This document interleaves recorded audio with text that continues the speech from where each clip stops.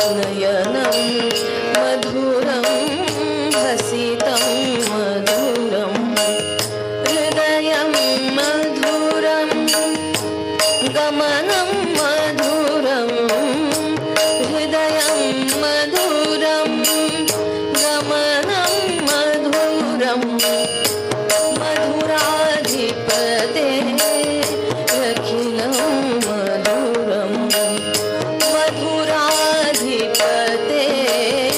अखिलं मधुरम्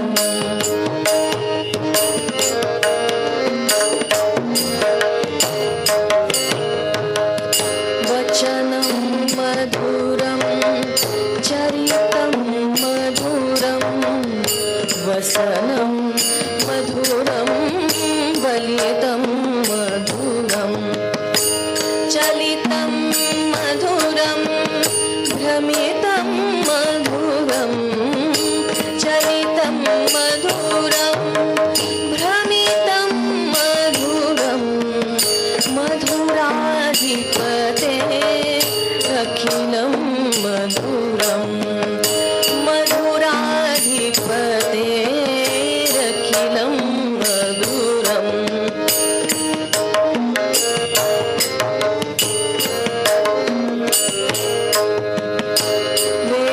वेणुर्मधुरो रेणुर्मधुरो पाणिर्मधुरः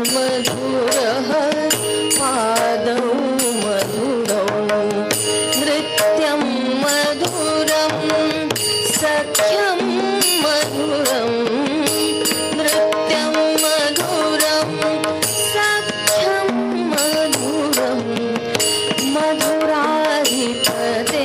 मधुराधिपतेरखिलं मधुरं मधुराधिपतेरखिलं मधुरम्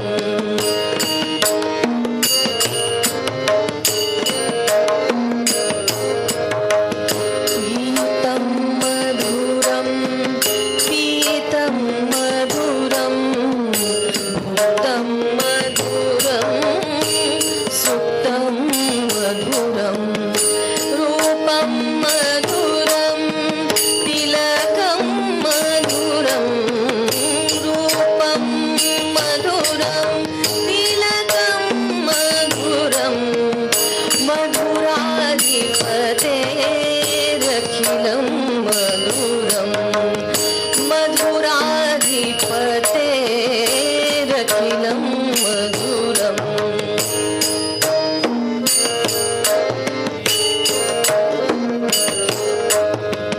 करणं मधुरं करणं मधुरं हरणं मधुरं स्मरणं मधुरं वमितं मधुरं शमितं मधुरं वमितं मधुरं शमितं मधुरं मधुराधिपतेरखिलं मधुरं मधुराधिपतेरखिलं मधुरम्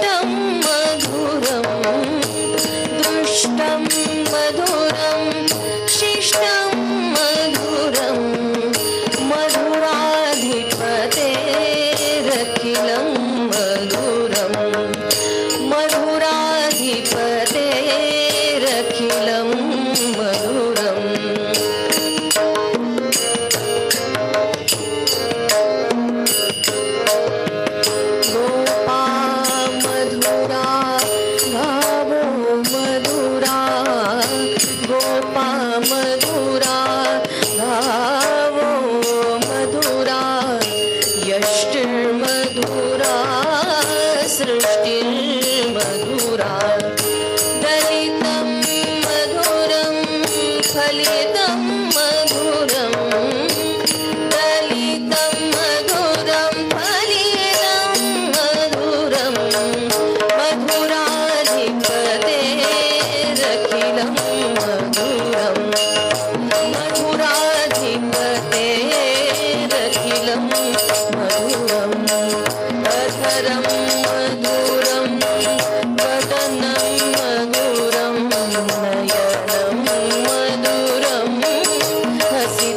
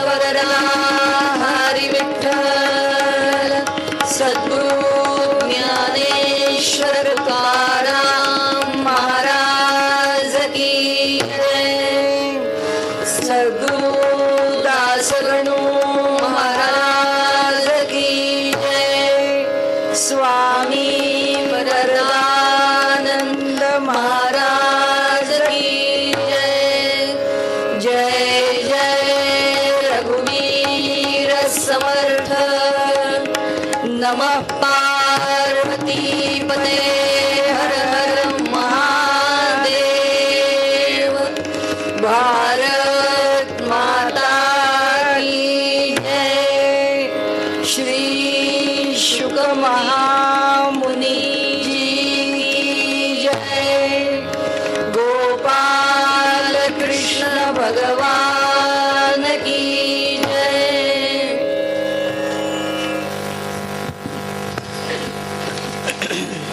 आज आता आपल्या संबंध कथेमध्ये भगवंताचे सगळे जवळजवळ अवतारच आहे.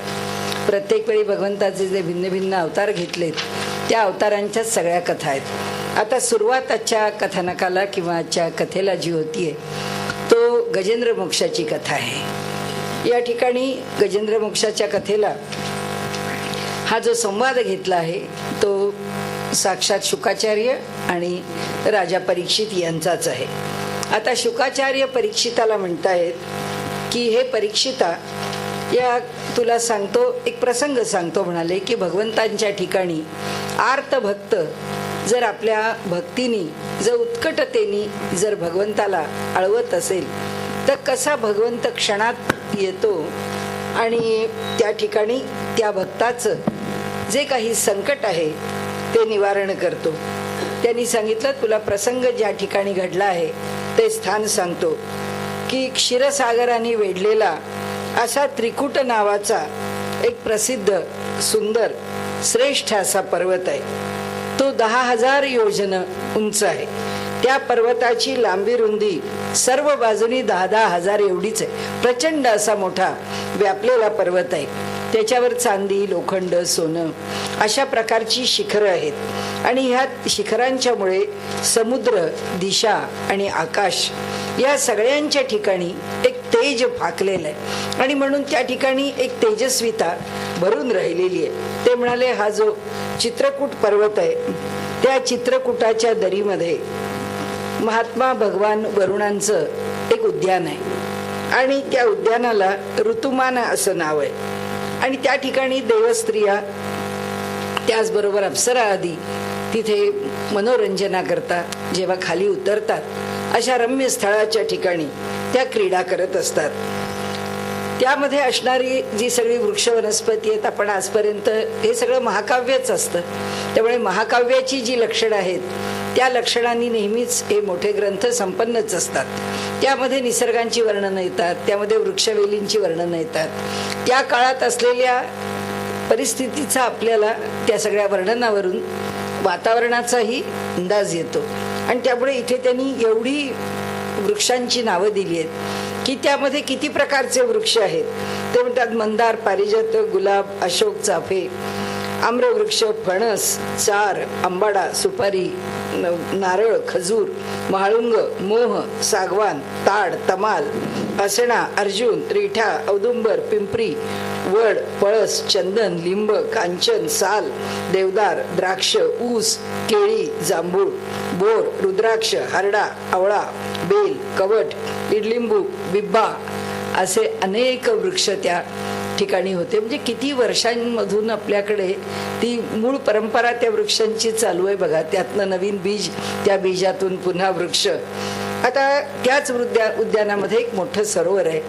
तर ते जे सरोवर आहे त्या सरोवराच्या मध्ये असणारी जी कमळं आहेत ती सोनेरी कमळं आहेत आणि त्यांनी सांगितलं आणखीन कमळांचे प्रकार आहेत.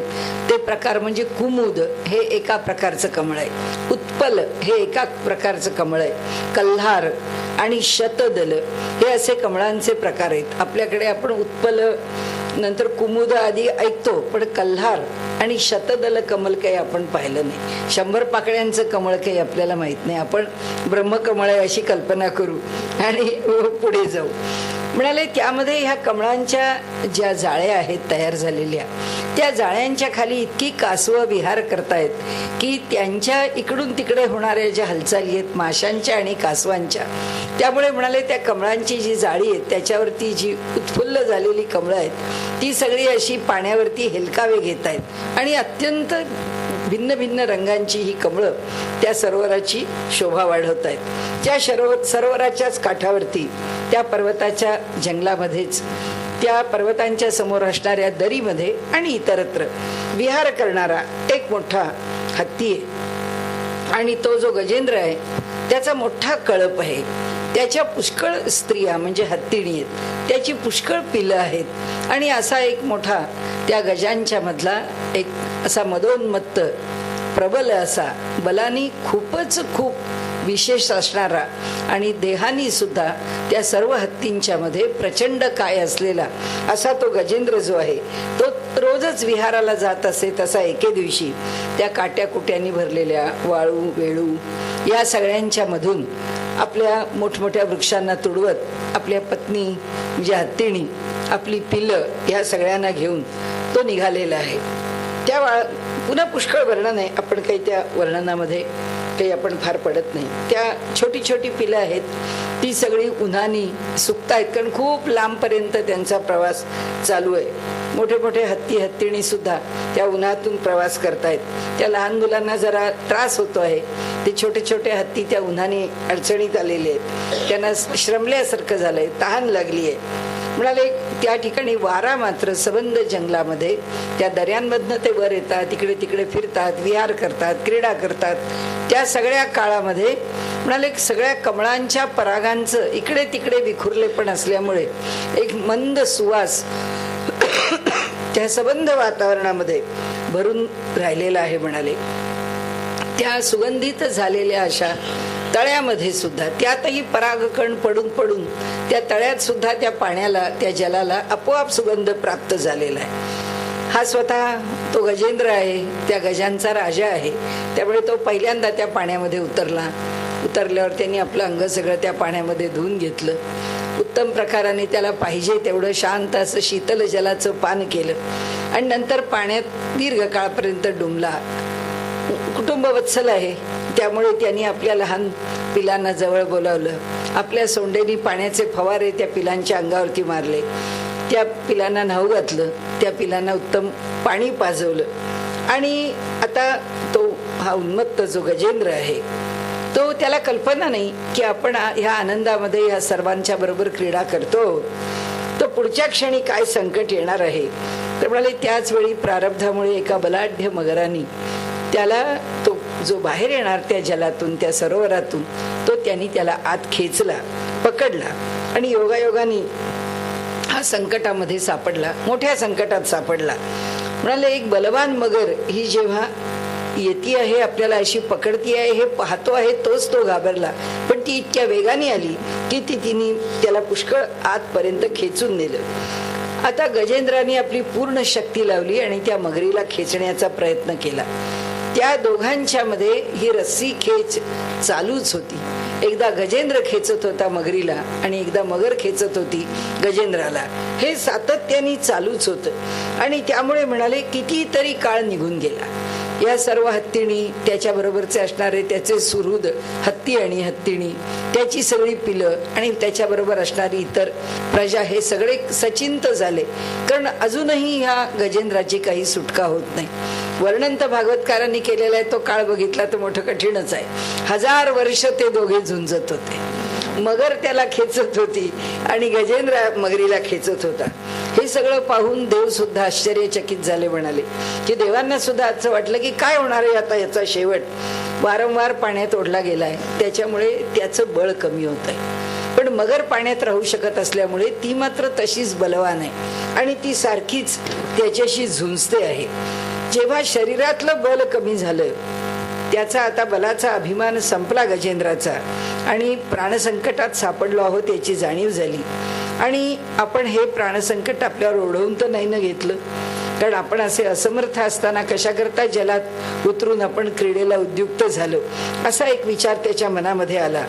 आणि त्यांनी सांगितलं की नाही, हा तर माझा दैनंदिन क्रम आहे, पण मला असं वाटतं की विधात्यांनीच मला लावलेला हा फास आहे. कदाचित माझं आयुष्यच संपणार असेल आणि त्यामुळे मी कासावीस आहे आणि इतका दीर्घकाळपर्यंत त्याला झुंज देतोय.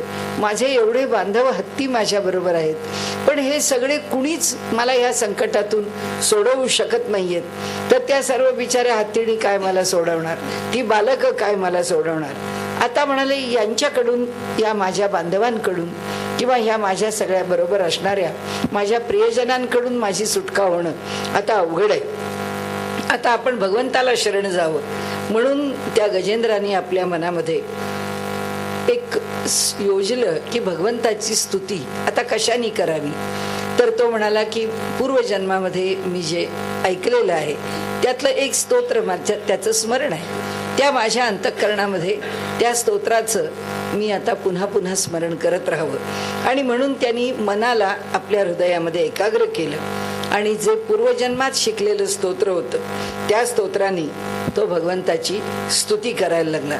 सुरुवातच ओम नमो भगवते तस्मै यत एक चित्तात्मकम पुरुषाय दिविजाय परेशायाभि धीमहि.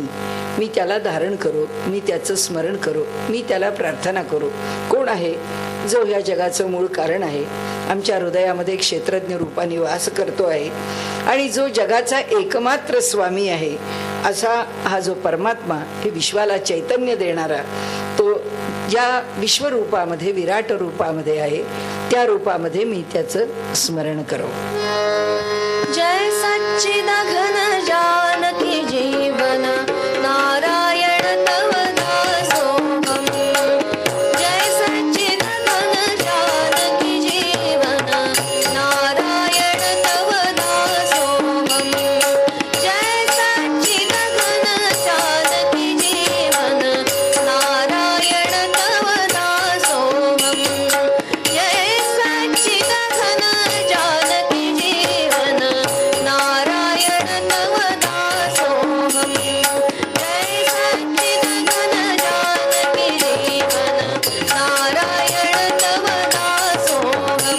दासोहम. जय सच्चिदानंद जानकी जीवन नारायण तव दासोहम. जय सच्चिदानंद जानकी जीवन नारायण तव दासोहम. जय सच्चिदानंद जानकी जीवन नारायण तव दासोहम. जय सच्चिदानंद जानकी जीवन नारायण तव दासोहम. जय सच्चिदानंद जानकी जीवन नारायण तव दासोहम. नारायण तव दासोहम. नारायण तव दासोहम.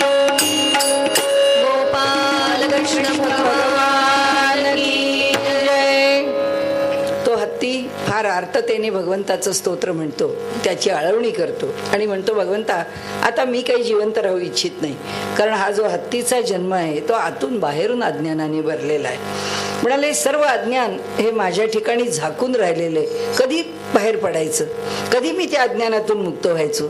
हा देह मला नको, या देहात मला आता ठेवू नकोस. म्हणाले आत्मप्रकाशाला झाकणाऱ्या या अज्ञानाच्या आवरणामधून मला तू दूर करून टाक.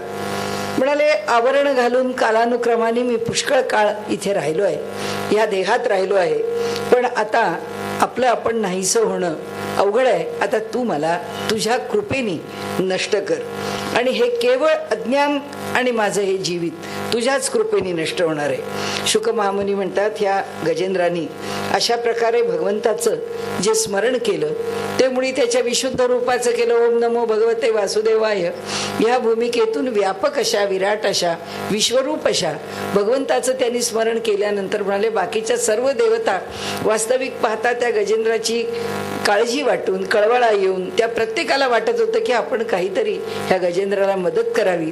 शुकमुनी म्हणतात, पण ते म्हणतात की जो विराट पुरुषालाच बोलावतोय त्याला देवतांनी दूर केलेलं संकट त्याच्या काय उपयोगाचं, कारण ते तात्कालिक आहे. सामान्य देवता संकटाला दूर करील, पण त्याला या जीवनाच्या अज्ञान अंधकारातून कसा दूर करील. आणि त्यामुळे ते म्हणाले त्यांनी जी स्तुती केली आहे, भगवंत केव्हा येतात याची वाट पाहत इतर सर्व देवता राहिल्या. भगवंत आले, आकाशामध्ये गरुडावरती त्या हत्तीला दिसले. त्यांनी भगवंत आहेत, वेदमय गरुडावरती बसलेले आहेत, अत्यंत वेगाने येत आहेत. गजेंद्र होता तिथे ताबडतोब आले. त्या स्तुतीबरोबर गजेंद्राला आनंद झाला. तो तो म्हणाला की आपण इथे माझ्याकरता या ठिकाणी आलात, हातामध्ये आपण चक्र घेतलेलं आहे. भगवान श्रीहरी त्यांनी आकाशाकडे पाहिलं, आता मी तुम्हाला काय समर्पण करू म्हणून त्याच सरोवरामधले असलेले कमळ काढून घेतलं आणि ते कमळ जे आहे ते कमळ भगवंताला त्यांनी स्मरण केलं आणि तो म्हणाला की भगवंता आता माझ्या अंगात त्राण राहिलं नाही, मला हे नारायणा, मला नारायण अखिल गुरु भगवन नमस्ते. अखिल जगाचे सद्गुरू असलेले असे आपण नारायण आहात, त्यांना माझा नमस्कार असो. एवढं म्हणाले मी कसं बसं म्हणू शकलो. आणि त्यानंतर गजेंद्राला अत्यंत वेदना होत होत्या. भगवंतांनी पाहिलं, त्यांनी एकदम गरुडावरून खाली उडी घेतली. त्यांनी करुडा येऊन त्या गजेंद्राच्या करता त्या मगरीच्या तोंडून त्यांना सोडवण्याचा प्रयत्न केला आणि सरोवराच्या बाहेर त्या दोघांनाही ओढून काढलं आणि मगरीवरती सुदर्शन चक्र सोडलं आणि त्या सुदर्शन चक्राच्या साह्याने त्या मगरीचं तोंड फाटून निघालं आणि गजेंद्राला त्याच्यामधून मुक्तता प्राप्त झाली. सर्व देवतांनी भगवंतावरती पुष्पवृष्टी केली. हा जी मगर रूपामध्ये असणारा हा पूर्वजन्मीचा शापित असा गंधर्व आहे, तो बाहेर आला भगवंताच्या चक्राने. जेव्हा त्याचा तो पूर्व देह किंवा आताचा मगरीचा देह म्हणून, कारण आता तो हुहू नावाचा गंधर्व आपल्या गंधर्व वेशात समोर उभा आहे, त्याने आपला हा पूर्व देह टाकून दिला, भगवंताला नमस्कार केला आणि हा श्रेष्ठ गंधर्व होता. देवल ऋषींच्या शापाने त्याला ही अशी गती प्राप्त झाली होती. भगवंताच्या कृपाशीर्वादाने तो मुक्त झाला आणि आपल्या लोकाला निघून गेला. आता भगवंताच्या कृपेने त्याचं सर्व पाप नष्ट झालं, तसंच ह्या गजेंद्राचंही पाप नष्ट झालंय. आता गजेंद्र सुद्धा अज्ञानाच्या बंधनामधून मुक्त झाला. त्यालाही भगवंताचं रूप प्राप्त झालं, म्हणजे त्याच्या पार्षदांचं रूप प्राप्त झालं. भगवंतानी त्याला जवळ केलं, तोही पितांबरधारी आणि चतुर्भुज झाला. पूर्वजन्मामध्ये तो गजेंद्र सुद्धा द्रविड देशाचा पांड्य वंशीय राजा होता. त्याचं नाव इंद्रद्युम्न असं होतं. तोही चांगला भाविक होता, तोही चांगला उपासक होता, उत्तम असा उपासक होता. पण काही म्हणाले विपरीत काली विपरीत बुद्धी होऊन जाते. त्यामुळे विनाशकाल आला की माणसाच्या ठिकाणी त्याच्या लक्षात राहत नाही आणि त्या विनाशाला तो कारणीभूत झाला. मला पर्वतावरती जाऊन बसला. वास्तविक पाहता एक उपासक आहे, साधक आहे. कुठलाही प्रकारचा संस्कार करून न घेता भगवी वस्त्र, जटा, दाढी हे सगळं त्यांनी हा सर्व वेश संन्यासाचा स्वीकारला आणि तो ध्यान धरून तिथे बसला. त्या ठिकाणी दैवयोगाने अगस्ती मुनी आले. त्यांच्याबरोबर अनेक मुनिजनांच्या संभार बरोबर आहे, अनेक साथीने आलेले आहेत. तो समुदायाच्या समुदाय, गटच्या गट त्या ठिकाणी येऊन पोचला. तिथे पोचल्यानंतर कुठलंही स्वागत नाही. त्यांनी पाहिलं नाही आणि बघितलं की हा इथे संन्यासी कोणी ध्यानधारणा करतोय. आता त्याची ध्यानधारणा या अगस्ती ऋषींना कळणार नाही का, की ध्यानामध्ये त्याला काय समजेल, ध्यानामध्ये समोर आलेल्या सत्पुरुषांचा तो अनुभव काय घेईल. त्यांच्या लक्षात आलं की हा हे सोंग धरून बसलेला आहे आणि ह्याला आपला आदर सत्कार करायचा नाही. आणि म्हणून त्यांनी सांगितलं, अरे हे राजा, तू नीच आहेस, दुष्ट आहेस, असभ्य आहेस, ब्राह्मणांचा अपमान करतोयस, जो वेश घेतला आहेस त्या वेशाचा पण अपमान करतोयस. तू आत्ता ह्या क्षणी हत्तीसारखा जडबुद्धी आहेस आणि म्हणून तुला त्याच अज्ञानी हत्तीची योनी प्राप्त होईल. आता त्याला विस्मरण घडवणारी हत्तीची योनी प्राप्त झाली, पण त्यांनी भगवंताची आराधना केली. भगवंता चुकलं माझं, मी असं नको होतं करायला. त्यामुळे भगवंतानी त्याला एवढंच अभय दिलं की हत्तीच्या योनीमध्ये गेलास तरी सुद्धा तुला तुझ्या पूर्वजन्माचं स्मरण राहील. आणि त्याप्रमाणे आता गजेंद्राचा उद्धार झालेला आहे आणि तो भगवंताच्या बरोबर त्याचं पार्षद झाल्यामुळे तोही भगवंताबरोबर निघालेला आहे आणि भगवंतानी त्याला आपल्या अलौकिक अशा वैकुंठ धामाला ते घेऊन आलेत. आपल्याकडे भागवत धर्माच्या परंपरेमध्ये असं म्हटलं जातं की ब्राह्ममुहूर्तावर उठून कुणी जर ह्या गजेंद्र मोक्षाचं हे जे आख्यान आहे त्याचं जर वाचन करतील, स्मरण करतील किंवा गजेंद्रांनी भगवंताची जी स्तुती केली आहे त्या स्तुतीचं स्मरण करतील तर म्हणाले त्यांना मृत्यूसमयी साक्षात भगवंताचा कृपाशीर्वाद लाभून निर्मळ बुद्धीने त्यांचं अंतःकरण शुद्ध झाल्यामुळे भगवंत त्याला दिव्य लोकाला घेऊन जातील. ॐ नमो भगवते वासुदेवाय. ॐ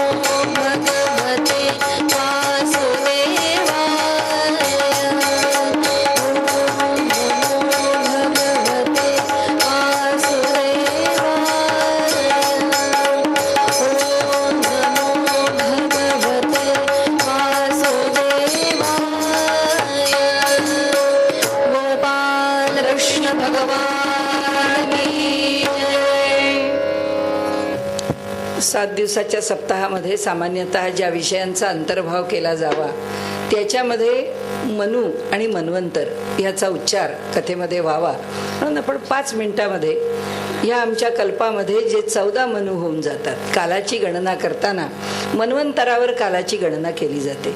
स्वयंभू मनुच्या तर आपण पुष्कळ कथा पाहिल्या, त्यांच्या पुत्रांचा त्यांचा विस्तार. या प्रत्येक मनुच्या ठिकाणी ते आपापल्या काळामध्ये आपापल्या ठिकाणी आपल्या योग्यतेने, आपल्या अधिकाराने, आपल्या पराक्रमाने, कारण प्रत्येकाचा स्वभाव धर्म वेगळा आहे, त्यामुळे प्रत्येक मनु आपल्या आपल्या स्वभाव धर्माप्रमाणे आपल्या पराक्रमाने ह्या भारतवर्षामध्ये भर घालत राहतो आणि समाज जो आहे तो अधिकाधिक संपन्न आणि सुसंस्कृत बनवण्याचा प्रयत्न करतो. म्हणून त्या मन्वंतराचं एक स्मरण आहे. पहिला स्वयंभू मनु आपल्याला माहिती आहे. प्रत्येक मन्वंतरामध्ये जसा एक मनु आहे तसे त्या मनुचे पुत्र आहेत, तसे सप्तर्षी आहेत आणि इंद्र आहेत. प्रत्येक मन्वंतरामध्ये ते बदलत जातात. त्यामुळे एकच इंद्र सर्व मन्वंतरामध्ये राहत नाही. ज्यांनी ज्यांनी आपल्या आपल्या पुण्याईनी, आपल्या आपल्या तपश्चर्येनी आपल्या ठिकाणी ज्या प्रकारचं पुण्य संपादन केलं आहे किंवा ज्या प्रकारचं त्याचं संचित आहे असं म्हणून, त्या संचिताप्रमाणे त्यांना ते ऋषी व्हायचे सप्तर्षी, का ते या मनूंचे पुत्र व्हायचे, का ते इंद्र व्हायचे, हे ठरतं. म्हणून आपण सगळ्यांची यादी वाचायला नको, थोडक्यात आपण त्याचा विचार करू. पहिला मनु स्वयंभू मनु आहे. त्याच्या पुत्रांचं नाव आपण पाहिलं, उत्तानपाद आणि प्रियव्रत. यांनी पुढे आपल्या पुत्रांच्या आणि त्यांच्या 9 कन्यांच्या, या 10 कन्यांच्या माध्यमामधून या सगळ्याचा विस्तार केला. बाकीच्या ऋषींनी जसा केला तोही आपण पाहिला. आता हा जो दुसरा मनु आहे तो स्वरोचिष नावाचा दुसरा मनु आहे. तो अग्नीचा पुत्र आहे. द्युमान, सुषेण, रोचिष्मान असे त्याचे पुत्र आहेत. त्या मन्वंतरामध्ये इंद्राचं नाव रोचन असं आहे आणि त्याचबरोबर त्या मन्वंतरामध्ये वेदशिरा नावाच्या ऋषींची पत्नी तुषिता आणि तिच्यापासून भगवंतांनी अवतार घेतला आणि ते विभू नावाने प्रसिद्ध झाले. आता तिसरा जो मनु आहे हा मनु प्रियव्रताचा मुलगा आहे. त्याच्या पुत्रांची नावं पवन, सृंजय, यज्ञहोत्र अशी होती. चौथा मनु आहे. चौथ्या मनुचं नाव तामस असं आहे. हा तिसऱ्या मनु उत्तमाचा भाऊ आहे. पुन्हा 5वा मनु सुद्धा भाऊ आहे. आता बघा किती एकापेक्षा एक सगळे एकाच वंशामध्ये कर्तबगार निघालेले आहेत. त्यांची मुलं पृथू, ख्याती, नर, केतू अशी आहेत. त्यांना 10 पुत्र आहेत. यानंतरचा या चौथ्या मनु नंतर 5वा मनु आहे. त्याचं नाव रैवत आहे. त्यांच्या मुलांची नावं अर्जुन, बली, विंध्य वगैरे आहेत. इंद्राचं नाव त्या मन्वंतरामध्ये विभू आहे आणि त्यांच्या ठिकाणी आता बाकीचं वर्णन न करता त्या ठिकाणी ज्या 7 ऋषी आहेत. आता 6वा मनु आहे जो आपल्या मन्वंतराच्या आधीचं मन्वंतर आहे. त्या 6व्या मनुच्या ठिकाणी तो चक्षु या नावाचा चाक्षुषाचा पुत्र आहे. पुरु, पुरुष आणि सुद्युम्न हे त्याचे पुत्र आहेत. त्यावेळच्या इंद्राचं नाव मंत्रद्रुम आहे आणि बाकीचे मग सप्तर्षींची नावं आपण बघायला नको. आणि म्हणाले भगवंतांनी त्यावेळी सुद्धा जे अवतार ग्रहण केले ते वैराज, संभूती या अजित नावाच्या अंशावताराचा त्याच्यामध्ये आणखीन एक अंतर्भाव आहे. अशा प्रकारे हे 6 मनु झाले. या 6 मनु नंतर आता आपण ज्या मन्वंतरामध्ये राहतो आहोत ते वैवस्वत मन्वंतर आहे आणि त्या वैवस्वत मन्वंतर हा विवस्वानाचा पुत्र आहे म्हणून त्याला वैवस्वत असं म्हटलं जातं आणि तो ह्या सध्याच्या मन्वंतराचा अधिपती आहे. हा 7वा मनु आहे. आपण 7व्या मनुच्या काळात आहोत. कालमापनाचा विचार करता ब्रह्मदेव आता 51 वर्षाचा झाला आहे आणि हा मनु जो आहे तो हा वैवस्वत मन्वंतरामध्ये विवस्वानाचा तो मुलगा आहे. ह्या वैवस्वत मनुचे पुत्र कोणकोणते आता बघा. इक्ष्वाकू वंश आपल्याला माहिती आहे रामाचा. नंतर नभग यांच्या कथा आलेल्या आहे भागवतामध्ये, सगळ्या काही आपल्याला बघता येत नाही. धृष्ट, शर्याती, नरिष्यंत, नाभाग, दिष्ट, करुष, पुरुषध्र, वसुमान हे त्याचे 10 पुत्र आहेत. नंतर आता आपल्याला ह्या ठिकाणी असणारे इंद्र आणि त्याच्याबरोबर इंद्राच्या बरोबर हवीरभाग स्वीकारणारे असे जे जे आहेत ते सांगितले. आदित्य, वसु, रुद्र, विश्वदेव, मरुद्गण अश्विनी कुमार आणि ऋभू हे सगळे देवांचे गण आहेत. गण म्हणजे याचा अर्थ प्रत्येकाकरता काही नियोजित आहे, की जसं या वसूंना जेव्हा हवीरभाग यज्ञातला स्वीकारा असं सांगितलं तेव्हा वसूंना तो मिळतो आहे आणि बाकी मरुद्गण आधी ते स्वीकारत आहेत, आम्हाला का नाही? म्हणून रुद्रांना फार वाईट वाटलं, म्हणून ते रडायला लागले.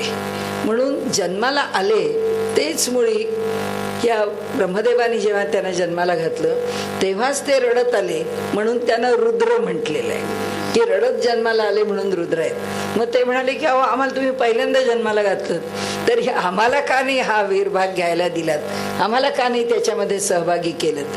तर त्यांनी पुष्कळ शंकराच्याकडे आपली रदबदली करून वगैरे वगैरे मग त्या रुद्रांना तो हवीरभागाचा अधिकार दिला. म्हणून भगवंताचे जे गण आहेत ते हे सगळे गण आहेत, की हे आज या सृष्टीमध्ये कार्य करताना आपण जे जे ज्याला ज्याला समर्पण करतो ते केलेलं समर्पण योग्य ठिकाणी नेऊन पोचवायचं काम हे करतात. या गणांचं काम आहे. पुरंदर नावाचा जो होता तो इंद्र आहे, म्हणून आपण इंद्राला पुरंदर ही जी पर्याय त्याची अनेक नाव आहेत त्यात पुरंदर हे नाव आहे. आता आमचाच हे मन्वंतर आहे म्हणून आपल्या ऋषींची नावं उच्चारू. कश्यप या मन्वंतरातलेच ऋषी आहेत, अत्री या मन्वंतरातले ऋषी आहेत. अत्रींनी सुद्धा भगवंताची प्रार्थना केली आणि भगवंताची प्रार्थना केल्यावर सांगितलं, भगवंता तू मला प्रसन्न झालास, दर्शन दिलंस, पण मला तुझ्यासारखाच पुत्र पाहिजे, तुझ्या सर्व अंशांनी युक्त असणारा पुत्र पाहिजे. आणि त्यानंतर त्यांची अत्रिनंदन दत्तात्रेय त्यांचा जन्म झाला. त्यांची अनुसया पत्नीने त्याकरता मोठं व्रत केलं आणि अत्यंत पतिव्रता अशी ती स्त्री. त्यांना 3 पुत्र झाले, दत्तात्रेय झाले, दुर्वास झाले आणि चंद्र झाले. दत्तात्रेय जे आहेत ते भगवंताच्या सर्व गुणांनी युक्त, म्हणजे त्रिगुण आणि त्रैमूर्ती असं त्यांची 3 मुख आहेत आणि त्रिगुणांनाही त्यांनी तिन्हींनाही त्या ठिकाणी स्थान दिलंय. 3ही देवतांना स्थान दिलंय, ब्रह्मदेव, विष्णू आणि शंकर. त्यामुळे अनेक प्रकारांनी तो त्रिमूर्ती आहे, तो त्रिगुण आहे. आणि त्यामुळे दत्तात्रेयाने अवतार घेतला. गोपाल कृष्ण भगवान की जय. अत्रिनंदनांच्या करता त्यांनी अत्रिनंदन म्हणून त्यांच्या आनंदाकरता म्हणून हा अवतार, कारण त्याची कथावस्तू आपण घेणार नाही म्हणून आपण दत्तात्रेयांचा अवतार आता विचारामध्ये घेतला. तर या ठिकाणी जसे देवांचे गुरु आहेत बृहस्पती, तसे मानवाचे गुरु हे दत्तात्रेय आहे. ती जशी देवता रूपाने ते आहेत तसे आमचे सगळ्यांचे आद्य गुरु दत्तात्रेय आहेत. आणि त्यामुळे आम्ही कोणत्याही संप्रदायामधून उपासना करत असलो, आम्हाला ज्ञान प्राप्त होत असलं तरी सुद्धा जे जे ज्ञान अज्ञान त्याची जी काही हिशेब आहेत त्या सगळ्याच्या मागे मानवाकरता मात्र नियोजित असे जर गुरु कोण असतील तर ते दत्तात्रेय आहेत. आणि म्हणून देवता स्वरूप आहेत. आणि हे अत्री ऋषी आहेत. अत्री ऋषींनी पुष्कळ मोठं काम केलेलं आहे. अत्री ऋषींच्या आश्रमामध्ये त्या काळी ज्या प्रयोगशाळा होत्या त्या प्रयोगशाळांमधून ग्रहणं कशी लागतात, त्यानंतर वेदांचे अर्थ कसे लावावेत, हे सगळं त्या काळामध्ये ते कार्य केलेलं होतं. कल्याणच्या एका विशेषांकामध्ये वेदाविषयीच्या त्यांनी असं म्हटलं होतं की आपल्या वेदांचे अर्थ लावण्याचं सामर्थ्य ज्याच्या बुद्धीला आहे असे समजलं जातं की वेदाचे असे 55 प्रकाराने अर्थ लावले जातात. कोणत्याही एका श्लोकाचा अर्थ इतक्या प्रकारांनी लावला जाऊ शकतो. म्हणाले त्याच्यावरती त्याचा दाखला घेऊन आणि त्यामध्ये म्हणजे त्या कल्याणच्या अंकामध्ये जे म्हटलंय त्याप्रमाणे त्यांनी म्हटलं की आता फक्त 11 प्रकाराने अर्थ लावण्याची पद्धती अजून शिल्लक आहे. लावणारे माणसं आहेत की नाही माहीत नाही, पण त्या पद्धतीचे ग्रंथ मात्र उपलब्ध आहेत.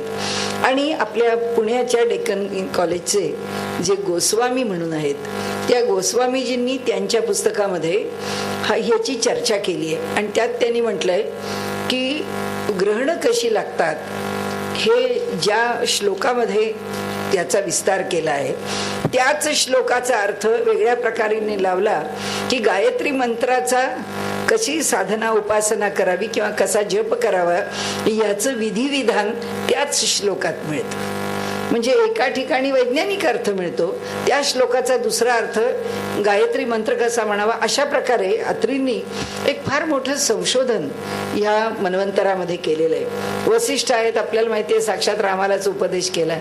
संबंध रामायण ज्यांनी घडवलेला आहे. विश्वामित्र आहेत, विश्वामित्रांच्या इतकी तर शस्त्र, अस्त्र, आयुध आणि मंत्र यांची विद्या तर कोणाकडेच नव्हती. त्यांना जी मंत्रविद्या, त्यांच्याकडे ज्या प्रकारची ज्याला आपण म्हणू शस्त्राकरता वापरणारी, म्हणजे जसं पर्जन अस्त्राकरता वापरली जाणारी विद्या म्हणजे पर्जन्यास्त्र आहे, त्यामध्ये सर्पास्त्र आहे, अशा प्रकारची अनेक अस्त्र आहेत की ज्या अस्त्रांचा उपयोग करणं आणि ती अस्त्र ज्यांच्याकडे असणं, हे आपल्या रामायणामध्ये वाल्मिकींनी विश्वामित्रांचं चरित्र खूप सुंदर लिहिलेलं आहे आणि त्या चरित्राचा विस्तारही खूप आहे. त्यामुळे त्या काळामध्ये विश्वामित्रांच्या इतका विद्वान असा ऋषी मिळणार नाही असं वाटण्या इतकं त्यांचा जो अधिकार होता, त्या अधिकारांनी त्यांना असं वाटत होतं की मी दुसरी सृष्टी निर्माण करीन. आणि म्हणून त्यांनी त्या ह्याला त्रिशंकूला, त्याची अवस्था त्रिशंकू झाली. मी तो खालून वर जातो आहे कारण हे त्याला स्वर्गात पाठवत आहेत आणि देव त्याला वरून खाली सोडतायत. त्यामुळे ह्यांचं वर पाठवणं आणि त्यांचं खाली, तो बिचारा दोन्ही बाजूनी खेचला जात होता की इथून वर पाठवतायत, वरून खाली पाठवतायत. परंतु विश्वामित्रांनी अनेक उत्तम शोध प्रभू रामचंद्रांच्या ठिकाणी तर 100 अस्त्र विद्या त्यांनी त्यांच्याकडे प्रकट केली. अनेक प्रकारच्या विद्या दिल्या, नुसत्या विद्या नाही दिल्या, त्याचा उपक्रम उपसंहार दिला. एक श्रेष्ठ असे ऋषी गौतम ऋषी, श्रेष्ठ ऋषी, सर्व गौतमी नदीचं गोदावरीला नाव तर त्यांच्याच नावाने पडलंय कारण त्यांनीच या नद्या गंगा, गौतमी, गौतमी म्हणजे गौतमीचाच प्रवाह गंगा आहे असो, पण त्यांचंही मोठं योगदान आहे. जमदग्नी ऋषी, त्यांचंही मोठं योगदान आहे. भारद्वाज ऋषी किंवा भरद्वाज ऋषी, भारद्वाज म्हणजे भरद्वाज वंशात जन्माला आलेले, ती भरद्वाज परंपरा हे या मन्वंतराचे ऋषी आहेत. हे सप्त ऋषी हे मन्वंतर चालवतात. या सप्त ऋषींच्या अधिपत्याखाली हे मन्वंतर चालतं. आणि म्हणाले या मन्वंतरामध्ये काय काय केलं तर कश्यपापासून आदितीच्या ठिकाणी आदित्यांचा म्हणजे आदितीचे जे पुत्र झाले त्यांच्यामध्ये लहान भाऊ म्हणून भगवंतानी वामन अवतार धारण केला आहे, त्यांच्या पोटी आलेले आहेत असा विष्णूने अवतार घेतलाय. हे प्रत्येक मन्वंतरामध्ये असे एकापेक्षा एक श्रेष्ठ अधिकारी असतात. आपल्याला सगळा इतिहास माहिती होत नाही, त्याचा जो संदर्भ आहे, कारण काय जो दृश्य आहे तो आपल्याला माहिती आहे, जो इतिहास अधिक सूक्ष्म आहे तो इतिहास आम्हाला समजू शकत नाही. आता म्हणाले ह्या ठिकाणी 8व्या, आता भराभरा जाऊ आपण, 8व्या मन्वंतरामध्ये सावर्णी मनू होईल. 9व्या मन्वंतरामध्ये दक्ष सावर्णी मनू होईल, तो वरुणाचा पुत्र असेल. 10व्या मन्वंतरामध्ये उपश्लोकाचा पुत्र असेल, ब्रह्म सावर्णी मनू होईल. नंतर अत्यंत संयमी असलेला धर्म सावर्णी हा 11वा मनू होईल. त्यानंतर हे रुद्र सावर्णी नावाचा 12वा मनू होईल. नंतर अत्यंत जितेंद्रिय असा मोठा योगी असा देव सावर्णी हा 13वा मनू होईल. आणि इंद्र सावर्णी हा 14वा मनू होईल. या 14 मनूंचं जोपर्यंत त्यांचं मन्वंतर चालू आहे, म्हणजे त्यांचा काळ, जसा आपलं मंत्रिमंडळ आहे, मंत्रिमंडळाला 5 वर्षाचा नियोजित काल आहे, तसं प्रत्येक मनूचा काळ आहे. त्या नियोजित काळामध्ये तो मनू कार्य करतो, बाजूला होतो. असे हे 14 मनूंचा सर्व काळ संपला की म्हणाले भूत, वर्तमान, भविष्य हा काळ चालू राहतो. परंतु ह्या सर्व काळाची गणना केली जाते ती चतुर्युगाच्या कल्पांच्या भूमिकेमधून. आणि म्हणून 1000 चतुर्युगांची कल्प त्यामध्ये 14 मनू होतात. ही काळाची गणना आहे. श्रीराम जय राम मनमोहना, श्रीराम जय राम मनमोहना, श्रीराम जय राम मनमोहना, श्रीराम जय राम मनमोहना, श्रीराम जय राम मनमोहना, श्रीराम जय राम मनमोहना, श्रीराम जय राम मनमोहना, श्रीराम जय राम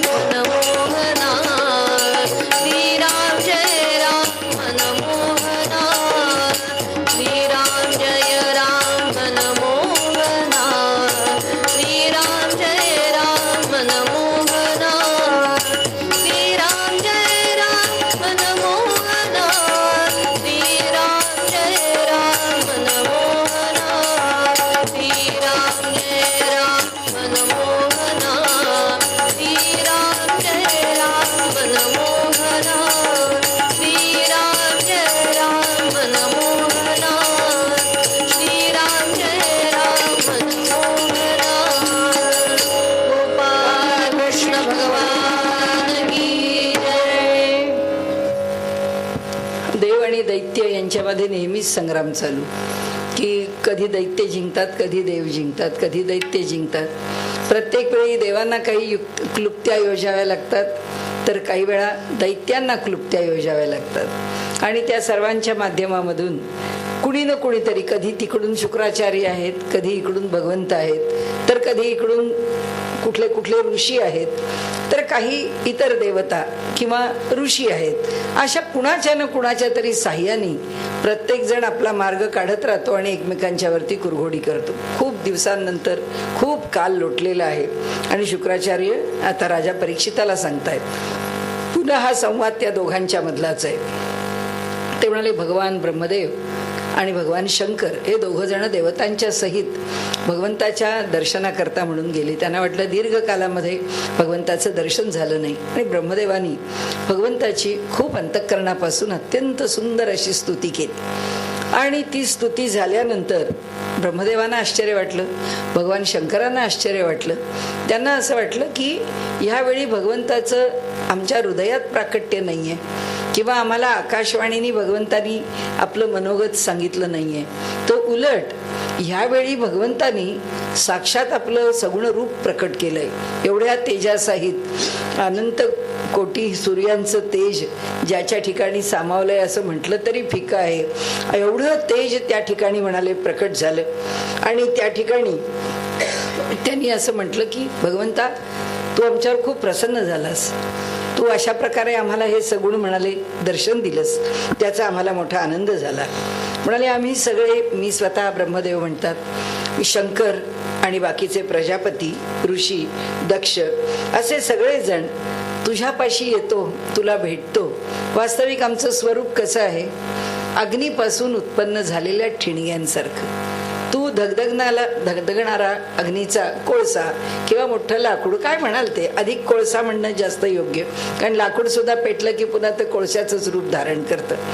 तर तसं त्याला हलवलं, धक्का लागला की जशा ठिणग्या उडतात, तसे म्हणाले त्याच्यापासून ज्या ठिणग्या निघाल्या आहेत, तुझ्या आमच्यातला अद्वैत असा आहे म्हणाले की तू स्वतः त्या मूळच्या पेटलेल्या निखाऱ्यासारखा आहेस, आणि त्या निखाऱ्याला धक्का लागला की त्यापासून उडणाऱ्या ज्या ठिणग्या आहेत त्या ठिणग्यांसारखे आम्ही आहोत.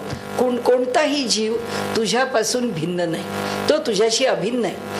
हे जे अद्वैत आहे, हे अद्वैत एवढ्या एका श्लोकावरती भगवंताच्या, म्हणजे किंवा ब्रह्मदेवांच्या स्तुतीच्या किंवा ब्रह्मदेवांच्या तर्कावरती, हा एवढा एक तर्क आहे. काय तर्क आहे की तो अग्नीचा प्रत्यक्ष निखारा आहे आणि त्या निखाऱ्याच्या आम्ही ठिणगे आहोत.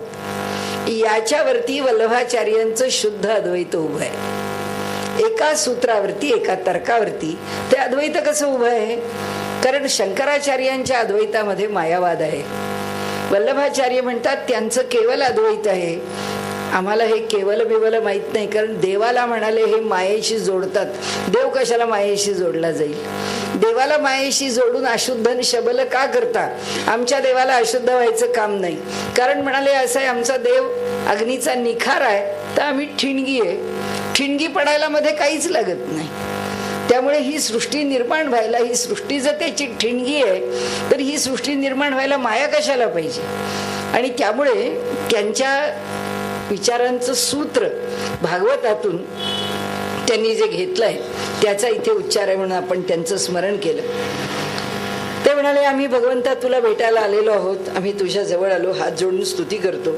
ते म्हणाले, तुम्ही कशा करता आलात मला माहिती आहे, मी आपलं मनोगत जाणतो आहे. सगळ्या देवतांची परिस्थिती मोठी कठीण आहे, दैत्य बलवान झालेले आहेत, दैत्यांना काल अनुकूल आहे, आणि त्यामुळे आता देवांना अवघड आहे, पण काही ना काहीतरी देवांनी केलं पाहिजे. तेव्हा भगवान म्हणाले, तुमच्या सगळ्यांच्या कल्याणाचा एक उपाय मी सांगतो.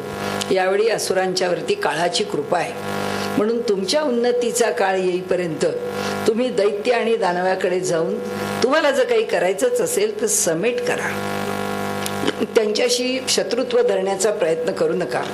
म्हणाले, देवांनो एक लक्षात ठेवा, एखादं मोठं कार्य जर आपल्याला पार पाडायचं असलं तर आपल्याला शत्रूशी सुद्धा सख्य करावं लागतं, आणि काम झाल्यानंतर मात्र तो शत्रू आहे हे लक्षात ठेवावं लागतं. हीच म्हणाले राजनीती आहे. आणि म्हणून म्हणाले, तुम्ही वेळ घालवू नका.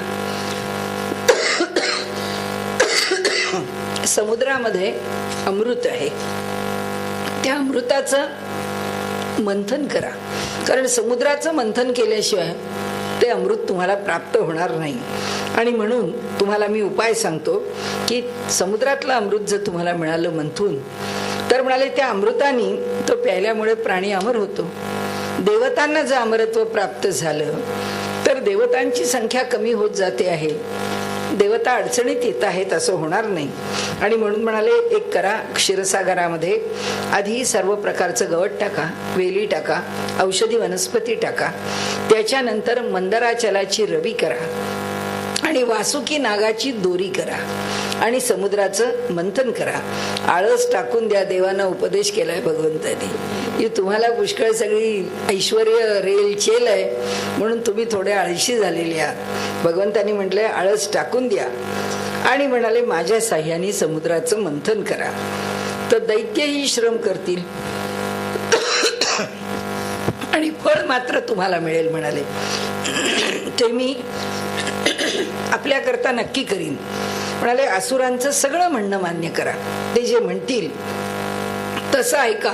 सामोपचारानेच कामं होतात, आपल्या आग्रहाने पेड्यावाकड्या वागण्यानी बोलण्यानी माणसं दुखावली जातात. अशा प्रकारे म्हणाले वागू नका. आणि म्हणून त्यांनी सांगितलं की कामं क्रोधानी होत नाहीत, कामं ही शांतपणाने होतात. हे लक्षात पुन्हा पुन्हा ठेवा. कुठेही असुरांना दुखवू नका, कोणत्याही वस्तूचा लोभ धरू नका, कशाचीही इच्छा धरू नका, ती पूर्ण झाली नाही म्हणून चिडू नका. अशा प्रकारे देवांना आदेश देऊन सर्व शक्तिमान असे स्वेच्छाचारी भगवान त्या ब्रह्मदेवांना म्हणाले की आता मी जातो, माझं काम संपलं. आणि भगवान अंतर्धान पावले. त्यानंतर देवदेवतांनी भगवंतांनी सांगितल्याप्रमाणे ते बलिराजाकडे गेले. शस्त्रास्त्र न घेता देवदेवता आपल्याकडे आले आहेत हे पाहून सगळे दैत्यांचे सेनापती खवळले. त्यांना संताप आला. म्हणाले आले कशाला देव आमच्याकडे? पण म्हणाले समेट आहे का विरोध आहे, आलेत कशा करता ते कळत नाही. तेव्हा दैत्यराज बळींनी सांगितलं की कशा करता आले ते जोपर्यंत कळत नाही तोपर्यंत तुम्ही तुमची शस्त्र उगारून त्यांच्यावरती हल्ला करायला का जाता?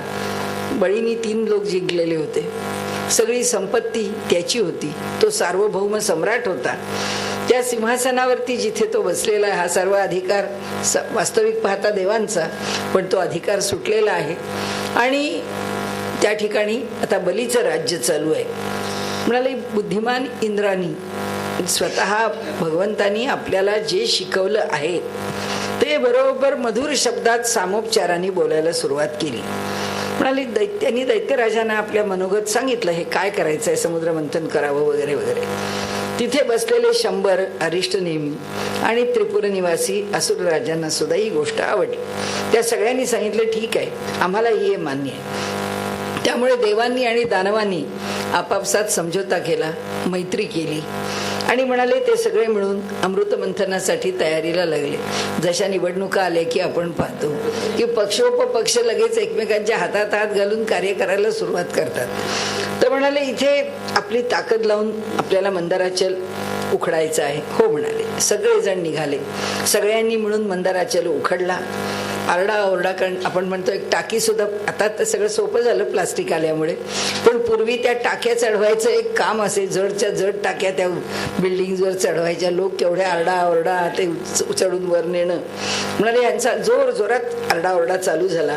समुद्रापर्यंत तो मंदाराचल घेऊन जायचा. त्यांचे जरी हातात बळ होतं, एवढी ताकद होती, तरी सुद्धा ते बळ कुठे ना कुठेतरी कमी पडत होतं. त्या सगळ्यांना सामर्थ्याचा गर्व होता, दैत्यांनाही होता, देवांनाही होता, पण सगळे थकले. इंद्र थकला, बळी थकले, सगळे थकले. आता काही पुढे जाऊन आपल्याला तो नेता येणार नाही हे लक्षात आलं. हा सोन्याचा मंदाराचल इतका जड आहे त्यांना माहीत नव्हतं. म्हणाले देव आणि असुरांचे हात पाय खांदे तुटून पडायची वेळ आली. त्यांचा उत्साह भंग झाला आहे हे लक्षात आल्यानंतर गरुडावर बसलेले भगवान तिथे प्रकट झाले. आजच्या बहुतेक कथांच्या मध्ये एकच सूत्र आहे तत्वज्ञानाचं आणि ते सूत्र म्हणजे नते श्रांतस्य सख्याय देवाहा, की परमेश्वर आपल्याकरता धावून नेहमी येतो, येत नाही असं नाही, तो प्रत्येक वेळी येईलच, कारण ते त्याचं ब्रीदच आहे की जो जो जेव्हा केव्हा संकटात असेल तेव्हा त्याच्याकरता मी उभाच आहे. परंतु म्हणाले केव्हा येतो, जोपर्यंत पूर्ण श्रमेपर्यंत कष्ट करत नाही तोपर्यंत तो येत नाही. आपण पूर्ण दमलो न ते श्रांतस्य, जोपर्यंत थकत नाही तोपर्यंत भगवान कधी जवळ येत नाही. त्यामुळे समर्थांनी जसं म्हटलंय ना, सदा सर्वदा देव सन्निध आहे, कृपाळूपणे अल्पधारिष्ट पाहे. याचा व्यवहारातला आपल्याकरता लावलेला सोपा अर्थ असा की 11:59 भगवंत येत नाही, पण भगवंत आपले 12 वाजू देत नाही हे निश्चित आहे. तो शेवटची घडी तो निश्चित सांभाळतो, तो नक्की सांभाळतो. आणि म्हणून त्यांनी सांगितलं की आता सगळे बिचारे हताश झाले, आता काय करायचं. तर भगवंत गरुडावर बसून आले. म्हणाले देव पडलेत, दैत्य पडलेत, सगळे जखमी झालेत. त्यांनी आपल्या अमृतमय दृष्टीने त्यांची सगळी दुःख हरण केली आणि पाहता पाहता एका हाताने भगवंतानी तो पर्वत उचलला, तो गरुडावर ठेवला.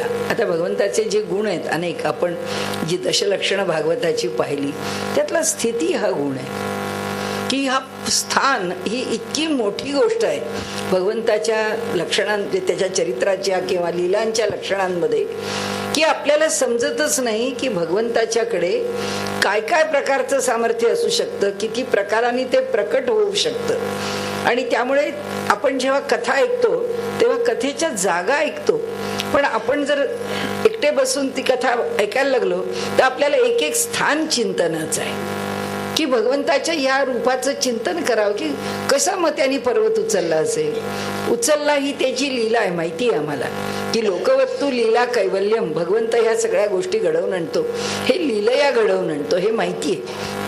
पण तरीही ही लीला घडते कशी, ही घटना होते कशी, भगवंताचं सामर्थ्य कशात, कसं तो कसं प्रकट करतो, आणि ह्या त्याच्या सामर्थ्याची जी वैविध्य आहेत तीच तर भागवतांनी कथेच्या रूपाने दिली.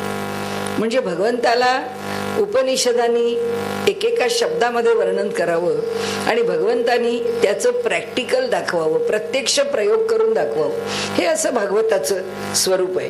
ते म्हणाले की स्वतः देव त्या गरुडावर बसून आलेले खाली उतरले, त्या पर्वताला घेतलं आणि स्वतः सहित तो पर्वत घेऊन गरुडावर स्वार झाले आणि ते असुरांच्या सहित त्या समुद्राच्या तटावर आले. तिथे आल्यानंतर त्या गरुडाने आपल्या खांद्यावरून तो पर्वत उतरला आणि त्यानंतर भगवंतानी आज्ञा दिली त्याप्रमाणे तो समुद्रात ते घेऊन गेले. तिथे गेल्यानंतर त्या समुद्रमंथनामधून मिळणारं जे अमृत आहे त्याच्यात बाबा तुला पण वाटा मिळेल. कारण असं आहे ना की तुम्हाला सपोर्ट देऊन तुमचं राज्य टिकवायचं, त्याच्याकरता आम्हाला काय देणार हे पहिले बोला, मग नंतर पाहू काय ते. तसं तो नागराज वासुकी म्हणाला, अहो पुष्कळ मी तुमच्याकरता ह्या समुद्राला दोर होण्याकरता तयार होईन, पण माझं काय. भगवंतानी सांगितलं बाबा तुला सुद्धा अमृत मिळेल, तू काही त्याची काळजी करू नको. त्याप्रमाणे त्यांनी स्वतःला त्या मंदाराचलाला लपेटून घेतलं. आता चांगली तयारी झाली, सगळे आनंदित झाले. भगवंतानी वासुकीच्या मुखाची बाजू धरली, देव सुद्धा त्यांच्या बाजूला गेले, कारण त्यांच्या मागे उभं राहायचं ते टग ऑफ वॉर सारखं आहे. ते दोन बाजूला उभे राहणार, इकडे देव आणि इकडे दैत्य. तर इथे भगवंत गेले, त्या बाजूला सगळे देव गेले आणि त्यांनी म्हटलं की हे आता आम्ही मुखाच्या बाजूला आलो.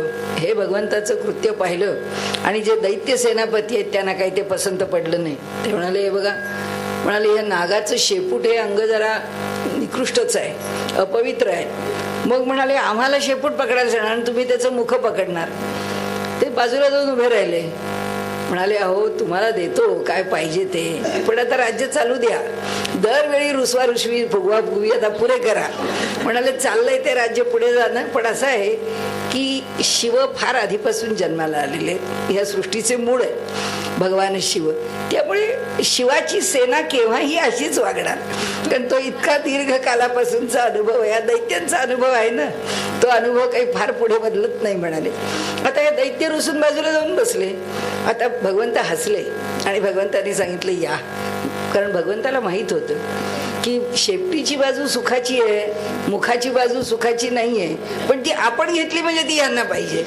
त्यामुळे त्यांची मानसिकता ओळखून भगवंतांनी आधी मुख पकडलं.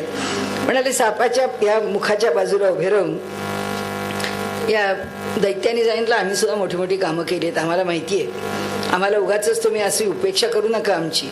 भगवंत हसले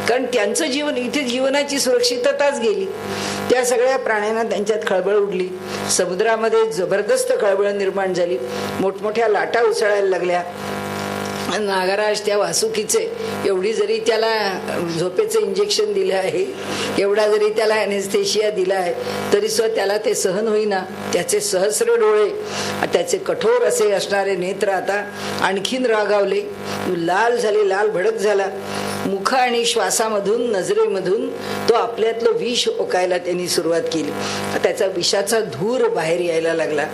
त्या धुरामुळे म्हणाले त्याच्या उजव्या बाजूला असणारे हे जे दैत्य आहेत, त्या दोघा तिघांची नावं दिली आहेत की पौलोम, कालेय, बली आणि इलवल अशी त्यांची नावं आहेत. म्हणाले हे सगळे त्या धुराने काळवंडून जायला, आणि विषाचा धूर होतो त्यामुळे ते म्हणाले त्या वणव्याने होरपळून जायला लागले. वासुकीच्या श्वासांचे फुतकार ते देवांच्या वरती सुद्धा येऊन पडायला लागले. देवांना तर कशाची सवय नाही, सगळं साजूक साजूक राहणं त्यांचं. त्यांना ताबडतोब ते बिचारे फिके पडायला लागले. त्यांच्या सगळ्या वस्त्र, माळा, कवच सगळी काळी पडायला लागली. आता भगवंतांनी पाहिलं देवाला काहीच सोसत नाहीये.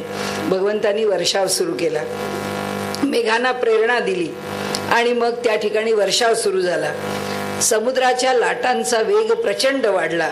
त्याच्यामुळे थंडपणा निर्माण झाला. सर्व बाजूनी वारे वाहू लागले, म्हणून यांना आणखीन सुसह्य झालं. अशा रीतीने या दोघांचं समुद्र मंथन फार वेगाने चालू आहे. तेव्हा स्वतः भगवान वास्तविक हे सगळं करतायत, पण यांचा जीव मुळे बेजार झाला होता ते सगळं घुसळण करून. ते म्हणाले आता काय करावं. या ठिकाणी थकले. भगवंत समुद्र मंथन करताना वर्णन केलं आहे भागवतांनी की अप्रतिम दिसतायत, त्यांचं देखणं रूप आहे. सगळ्या बाजूनी भगवंतांनी त्या मंथनाला आपली साथ दिली आहे आणि अशा प्रकारे अत्यंत उत्साहाने, प्रेमाने, आनंदाने भगवंताचं मंथन चालू आहे. आणि त्यावेळी पहिल्यांदा जर काही बाहेर पडलं तर ह्या पाण्याची घुसळण झाल्यामुळे समुद्रामध्ये जे विष आहे ते सगळं विष बाहेर आलं. आपण जसं म्हणतो ना टॉक्सिन्स आहेत, ती सगळी टॉक्सिन्स त्यातली बाहेर आली आणि हलाहल नावाचं उग्र विष निर्माण झालं.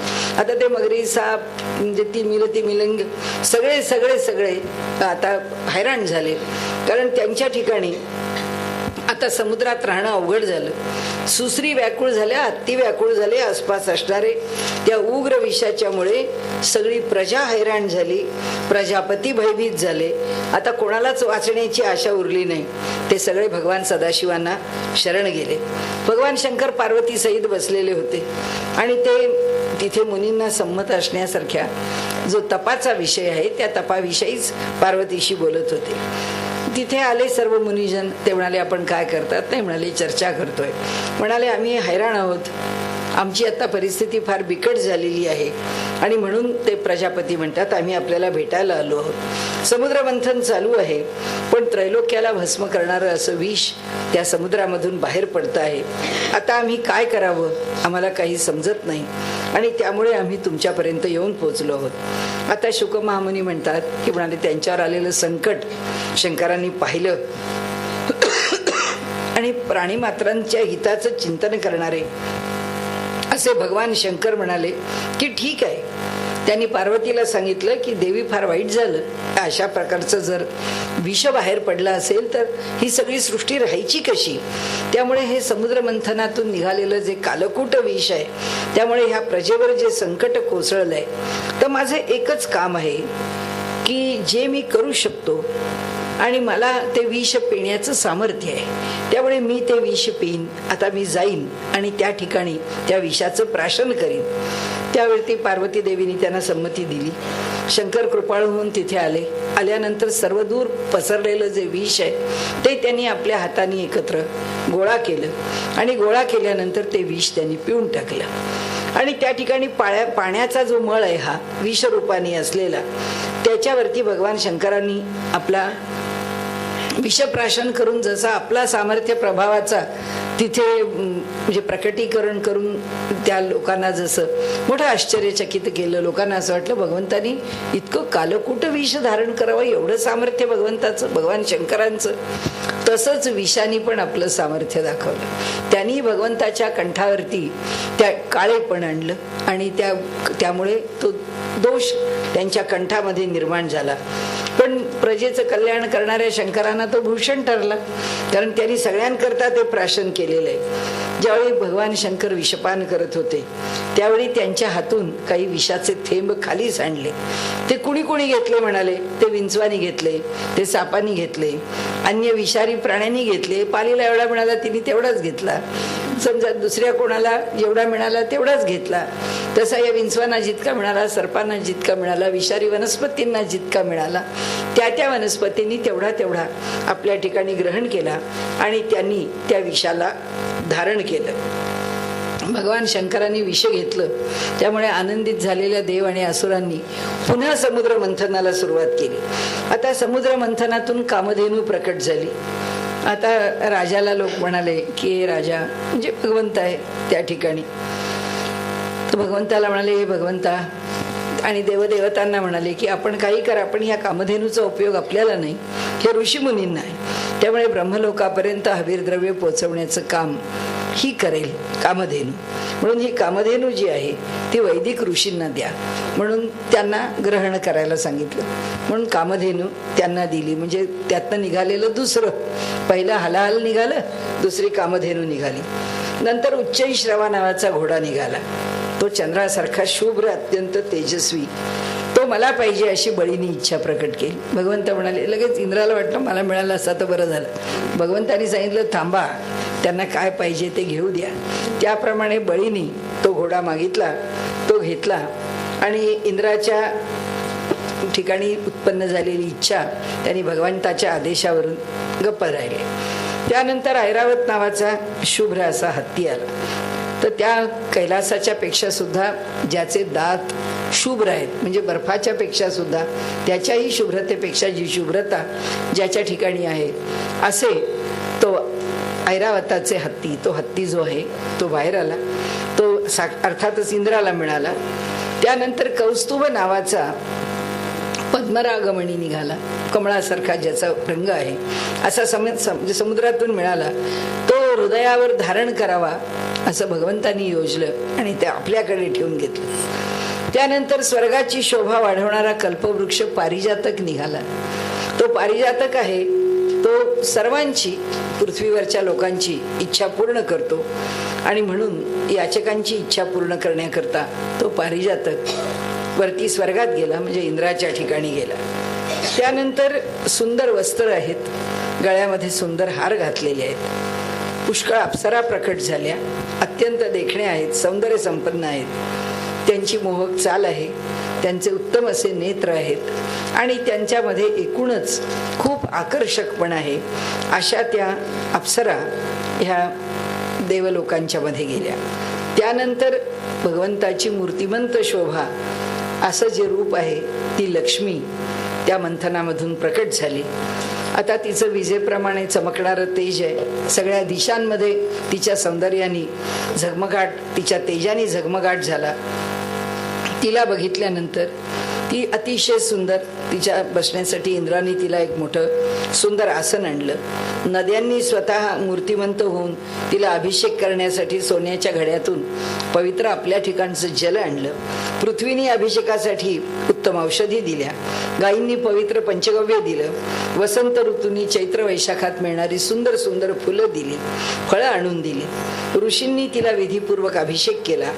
गंधर्व मंगलगान करायला लागले, नर्तकी नाच करू लागल्या, मेघ देह धारण करून मृदंग वाजवू लागले. फार सुंदर कल्पना भागवतातली आहेत की म्हणाले मेघांनी मृदंग, डमरू, ढोल, नगारे, रणशिंग, शंख, वेणू आणि वीणा ही सर्व वाद्य मेघांनी वाजवायला सुरुवात केली. तेव्हा हातामध्ये कमळाची मालिका घेऊन ही लक्ष्मी जी आहे तिला दिग्गजांनी, दिशांच्या अधिपतींनी तिला जेव्हा पाणी भरलेल्या कलशांनी स्नान घातलं त्यावेळी ब्राह्मणांनी वेदमंत्र म्हटले. तिला समुद्राने पिवळी अशी सुंदर वस्त्र दिली रेशमी आणि वरुणाने वैजयंती माला तिला अर्पण केली. त्या वैजयंती मालेच्या ठिकाणी असणाऱ्या त्या गंधाला भुलून भृंग तिच्या भोवती फिरू लागले, भ्रमर तिच्या भोवती फिरू लागले. प्रजापती विश्वकर्म्यांनी तिला निरनिराळ्या प्रकारचे दागिने दिले, सरस्वतीने मोत्याचा हार दिला, ब्रह्मदेवाने तिला कमळ दिलं, नागांनी तिला सुंदर अशी 2 कुंडलं दिली, ब्राह्मणांनी स्वस्ती मंत्र म्हटले. लक्ष्मी आपल्या हातातली जी कमळाची माळ आहे ती घेऊन तिथून निघाली आणि त्या माळेच्या आजूबाजूला भ्रमर फिरताहेत, कारण तो सुंदर वास, अत्यंत ताजी फुलं, त्याचं देखणे पण. लक्ष्मीच्या मुखाची शोभा अवर्णनीय आहे, तिच्या हातामध्ये ती माळ आहे. आता आपल्यासाठी यांच्यामध्ये कुणी एखादा निर्दोष आणि सर्व गुणांनी उत्तम असलेला असा कुणी वर आहे का? अशा नित्ययुक्त अशा अविनाशी पुरुषाच्या शोधामध्ये लक्ष्मी निघाली. त्या सर्वांना ती पाहत निघाली. त्या प्रत्येकांच्या मध्ये तिला दोष दिसत होते. ती पुढे पुढे पुढे जातीये. काहींनी दीर्घ आयुष्य प्राप्त करून घेतलंय, पण काहींचं वर्तन चांगलं नाही, तर काही कुठल्या गुणांच्या मध्ये योग्य नाही, तर काहींचा पराक्रम नाही. हे सगळं पाहत पाहत पुढे आली आणि ती म्हणते सर्व मंगल गुणांनी युक्त असणारं असं व्यक्तिमत्व मी पाहते आहे, पण इथे कुठे मला कोणाचं दिसत नाही. आणि लक्ष्मीने आपल्या इष्टवर तिला जे वाटले त्यांना आपला वर म्हणून निवडला, ते म्हणजे भगवंताला तिने निवडलं. आणि ती म्हणाली की मला विवाहास योग्य असे भगवंतच वाटतात. जवळ आली आणि तिने ती जी आपल्या हातातली जी माळ आहे ती त्यांना व्हावी म्हणून ती त्यांच्या पुढे येऊन उभी राहिली आणि तिने त्यांना बघितलं. ती म्हणाली हा मंगलाचा मंगल करणारा, मंगलांमध्ये मंगल असणारा आहे. आपला जो श्लोक आहे ना की मंगलम भगवान विष्णू, मंगलम गरुडध्वज, मंगलम पुंडरीकाक्ष, मंगला यतनो हरिही. मंगलाचं जो आयतनच आहे की मंगलाला राहण्याकरता जो स्थानच आहे असा जो भगवंत आहे, असा मंगल भगवंत हा तिने निवडला. आणि तिच्या भोवती ती आली. ती ताजी त्या कमळांची माळ तिने हातामध्ये घेतली आणि भगवंताच्या समोर येऊन उभी राहिली आणि भगवंताला ती माळ तिने घातली. आता तिच्या मुखावरती हास्य आहे, ती भगवंताकडे पाहतीये, भगवंताच्या शेजारी येऊन उभी आहे. आता तिची जी अपेक्षा आहे ती भगवंत कशी पुरी करतात ते पाहतीये. तर तिला तिची एकच अपेक्षा होती की भगवंतानी आपला स्वीकार केला म्हणजे भगवंत त्यांच्या वक्षस्थळावरती तिचा स्वीकार करतील. आणि त्याप्रमाणे भगवंतानी तिला आपल्या जवळ जी उभी आहे तिला त्यांनी आपल्या जवळ घेतलं आणि ती भगवंताच्याकडे अतिशय करुण दृष्टीने पाहायला लागली की भगवंत माझा स्वीकार करतात की नाही. भागवताचं वर्णन फार सुंदर आहे. भगवंतानी लक्ष्मीला आपल्या हृदयाच्या वर स्वीकारलं, हृदयाच्या आत नाही. भक्तांना तिची अपेक्षा पण तेवढीच आहे की मला तुम्ही तुमच्या हृदयावर ठेवा. त्यांच्या हृदयाच्या आत भक्त आहेत, त्यांच्या हृदयाच्या आत त्यांच्याशी एकरूप होणारे आहेत म्हणून त्यांनी सांगितलं. आणि भगवंतानी तिला जवळ घेतलं, आपल्या हृदयाशी घेतलं आणि भगवंताच्या हृदयाशी येऊन लक्ष्मीनी सगळ्या सृष्टीकडे कटाक्ष टाकला. त्याबरोबर सर्व लोक, लोकपाल आणि सगळी प्रजा यांची भरभराट झाली. तिच्या नजरेमध्येच लोकांच्या ठिकाणचं दैन्य दूर होऊन गेलं. पुष्कळ आनंद केला. सर्वांनी आपल्या आपल्या परीने आपल्या आनंदाची अभिव्यक्ती केली. आता पुढचं मंथन सुरू झालं. त्यानंतर कमलनयन असणाऱ्या कन्येच्या रूपामध्ये मोठी देखणी आहे, सुकुमार आहे अशी कन्या त्या ठिकाणी बाहेर आली. त्या कन्येच्या हातामध्ये म्हणजे वारुणी देवी तिचं नाव आणि तिच्या हातामध्ये सुरा आहे, तिच्या हातामध्ये मद्य आहे. आता दैत्याने सांगितलं आम्हाला द्या. भगवंताच्या अनुज्ञेने त्यांनी ते दैत्य घेतलं. आता अमृताच्या इच्छेने पुन्हा मंथन सुरू झालं. त्यामध्ये देवदैत्य मंथन करत राहिले. त्या समुद्रामधून एक अलौकिक असा पुरुष प्रकट झाला. अत्यंत देखणं असं त्याचं रूप आहे. त्याच्या हातामध्ये कडे घातलेले म्हणजे कडी आहेत हातामध्ये आणि हातात धारण केलेला कलश आहे. अशा रूपामध्ये ते भगवान विष्णूचे अंशावतार असे प्रकट झाले. आणि आयुर्वेदाचे प्रवर्तक धन्वंतरी हे त्यांचं रूप आहे. ते कुणापासून निर्माण झालं? आपण नेहमी श्लोक म्हणतो, योगेन चित्तस्य पदेन वाचाम मलम शरीरस्य च वैद्यकेन योपाकरोत्तम प्रवरम मुनीनाम पतंजलिम प्रांजली रानतोस्मी. त्याचं मूळ रूप काय आहे? आबाहु पुरुषाकारम. शंखचक्रासी धारिणम असा जो आहे तो सहस्रशिर संश्वेतम प्रणमामी पतंजलीम. असा 1000 ज्याचे फडे आहेत, ज्याची मुखं आहेत, असा जो शेष आहे. आमची पृथ्वी कुठे आहे आपण त्या पृथ्वीच्या उत्पत्ती आणि याच्यामध्ये फार गेलो नाही. वर्णन आपल्याकडे असं केलेलं आहे की भगवान शेषांच्या 1000 फण्यांवरच्या एका फण्यावरती ही पृथ्वी मोहरीसारखी आहे. भगवंताला तिला धारण करताना, भगवंताला धारण करताना काही कष्ट नाही आहेत. लीलया धारण केली. आता उद्या आपण त्या लीला शब्दाचा पण थोडा अर्थ बघू. तर असे हे भगवान पतंजली योगानी पदेन वाचाम, पदांनी म्हणजे व्याकरणानी वाणी, आणि मलम शरीरस्यच वैद्यकेन, आणि आपल्या शरीराचा मल दूर करण्याचं सामर्थ्य ज्या शास्त्रामध्ये आहे त्या धन्वंतरी रूपामध्ये भगवंताचा हा अवतार. भगवंत आणि शेष हे काही भिन्न नाही. कारण बघा ना, शेषावरतीच भगवंत पौडलेले आहे. दोघांची अभिन्नता त्यांनी त्यावरच क्षीरसागरावरती त्यांचं पौडणं ह्याच्यातच दाखवलेली आहे. आता म्हणाले हे धन्वंतरी तो कलश घेऊन पुढे आले. अमृताने भरलेला कलश आहे, त्याच्यावरती सर्व दैत्यांची सावध नजर होती. ते समोर अजून समुद्रातून बाहेर येता येत नाही, तो दैत्यांनी त्या कलशाचं हरण केलं. तो कलश त्यांनी घेतला आणि त्याबरोबर दूर निघून गेले. आता देव म्हणाले एवढ्या मोठमोठ्या योजना करून सुद्धा पुन्हा या सगळ्या योजना फुकट गेल्या, त्याचा काही उपयोग नाही. आता आपल्याला काही अमृत मिळत नाही. त्यावेळी भगवंतांनी सांगितलं, देवतांनो काही काळजी करू नका, मी आपल्या मायेने त्यांच्यामध्ये फूट पाडण्याचं काम करतो आणि तुम्हाला अमृत प्राप्त करून देतो. त्याबरोबर अमृताचा लोभ सुटला दैत्यांना. आपापसात भांडायला लागले, मला आधी. तो म्हणतो मला आधी घेऊ द्या, मला आधी. सगळे त्या कुंभाला इकडून तिकडे पळवायला लागले. एकमेकांच्या हातातून खेचून घ्यायला लागले. म्हणाले मी अगोदर पिणार, मी नाही. हे सगळं सुरू झालं. त्या बलवान दैत्यांच्या बरोबर काही दुर्बल दैत्य होते. असं असतं, बलवानाच्या ठिकाणी त्याच्या सामर्थ्यावर तो लढत असतो, दुर्बळाला सामर्थ्यच नसतं. त्यामुळे तो शाब्दिक तत्वज्ञान उभं करतो.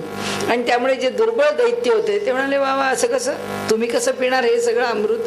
म्हणाले अहो, देवांनी सुद्धा केवढी तरी घुसळण केलेली आहे, तुम्हाला देवांना सुद्धा त्याचा भाग द्यावा लागेल. देवांना भाग दिला म्हणजे अनायसे आपल्याला मिळेल. आणि म्हणून देवांची बाजू घेतली आहे त्यांनी. आणि म्हणाले हे बघा, यज्ञाच्या भागातला वाटा हा जसा देवांना मिळतो तसा या अमृताचा वाटा त्यांना मिळालाच पाहिजे. हा सनातन धर्म आहे. हा कुणाला आठवला? दैत्यांना. दैत्यांना सनातन धर्माची आठवण झाली. का तर बळ नाही आपल्याकडे. पण भगवंतानी आपल्या युक्तीने ह्या सगळ्यांचं भांडण होतं हे पाहिल्यानंतर एका अत्यंत देखण्या सुकुमार आणि जिच्या प्रत्येक अंग प्रत्यंगामध्ये तर लाघव आहेच, त्याचबरोबर तिच्या प्रत्येक हालचालीला अत्यंत मोहकता आहे, अशा एका स्त्रीचं, आकर्षक अशा स्त्रीचं रूप धारण केलं. आणि रंग तिचा सावळा आहे, निळसर आहे. आणि आपल्या लांब सडक केसांमध्ये तिने पुष्कळ फुलं माळलेली आहेत. मोठी देखणी दिसते. अत्यंत सुंदर वस्त्र परिधान केलेली आहेत. मोगऱ्याची वेणी घालून ती त्या सगळ्यांच्या मध्ये, सुंदर माळा गळ्यामध्ये घालून ती त्या सगळ्यांच्या बरोबर येते. तिच्या पायातल्या नुपुरांचा सुंदर आवाज होतोय, रुंजून. स्वच्छ पैठणी तिने परिधान केली आहे. कटीवरती कमरपट्टा आहे. पैठणी हा शब्द नेहमी संस्कृतला पर्यायी भाषांतरात वापरतात. म्हणजे तेव्हा पण पैठणला पैठणी बनत होती का असं नाही. पैठणी हा आमच्या महाराष्ट्रामध्ये आत्ता आपल्याला मराठी इंग्लिश मिडियममुळे मागे गेलंय, पण मागच्या एक 25-30 वर्षापूर्वीपर्यंत कुणाचाही सत्कार करायचा तर कसा, पैठणी सत्कार असं म्हटलं जात असं. की पैठण हे इतकं समृद्ध होतं. हे सातवाहन आणि या सगळ्या राजांनी त्याला ज्या प्रकाराने समृद्धी आणली होती. आणि त्यामुळे सत्कार कसा, आदर कसा, तर पैठणी. वस्त्र कोणचं, तर पैठणचं, म्हणून पैठणी.